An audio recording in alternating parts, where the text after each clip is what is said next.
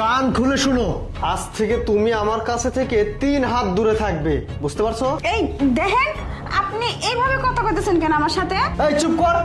তোর কাছে থেকে কি আমাকে শিখতে হবে? হ্যাঁ, আমি কথা কিভাবে বলবো, কিভাবে কথা চলাফেরা করব, তোর পারমিশন নিয়ে আমার চলতে হবে? আমি বুঝি না আমার বাবা তোর বাবা মানে দুজন মিলে কি এমন কি পেয়েছিল যার কারণে আমার পস্তাতে হচ্ছে। তোর মতো একটা গাইয়া খ্যাত ভূতকে আমার গলায় ঝুলিয়ে দিয়েছে।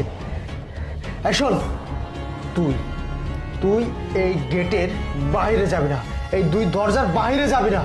তুই যদি বাইরে যাস না, তোর খবর আছে কিন্তু। তোর জন্য আমার মান সম্মানটুকু সব নষ্ট হয়ে যাচ্ছে। আমার যদি কোনো কিছুর প্রয়োজন হয় তাহলে তো আমাকে দোকানে যেতেই হবে, তাই না, জিনিস নিয়ে আসার জন্য। আর তা না হলে আমি ওইসব জিনিস কি করে পাবো? এই চুপ চুপ চুপ চুপ। বাইরের মানুষজন যদি শুনে না, আমার মান সম্মান সব শেষ হয়ে যাবে।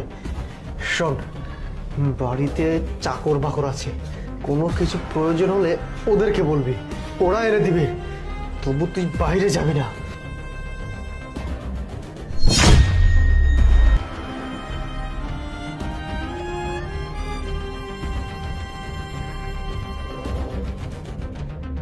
বন্ধু তুই 2 মিনিট দাঁড়া, আমি বের হচ্ছে, ঠিক আছে?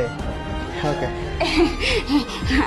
আপনি অফিসে যাওয়ার জন্য রেডি হয়ে গেছেন, চলে যাচ্ছেন? হ্যাঁ শুনুন, আমাকে না 2 মিনিট সময় দেন, আমি না এই শাড়িটা চেঞ্জ করে আসতেছি, আমি আপনার সাথে যাব। দাঁড়া।